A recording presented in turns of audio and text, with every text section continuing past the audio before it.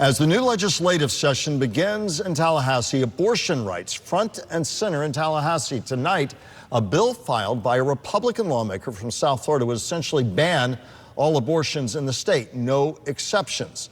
Across the aisle, Democrats fighting to protect women's rights, and there's a grassroots movement to do the same. Stephanie Susskind breaks down all of what's at stake. Just days ago, abortion rights groups announced they have enough petition signatures to take the issue to voters in November. Now, while both sides gear up for Supreme Court hearings on the ballot language, lawmakers are busy filing bills on this controversial issue. Republican Representative David Barrero from Miami-Dade started the legislative session with a move to make abortion even more restrictive in Florida.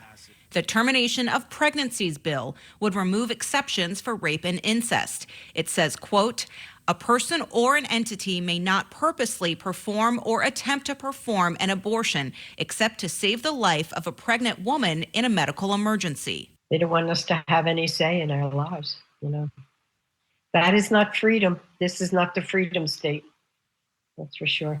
Sheila Jaffe leads the Palm Beach County chapter of the National Organization for Women. She expects to see more women involved in the democratic process this year, with the abortion issue at the forefront. This is really important because this is women's lives. On the flip side of the aisle, Democrats filed the Healthcare Freedom Act that would, among other things, restore abortion access to the start of the third trimester. In a perfect world, I would love to see there be no abortions. We live in a fallen world, not a perfect world. And so I'm realistic about that. Republican House Speaker Paul Renner says he doesn't see the termination of pregnancies bill making it through this session.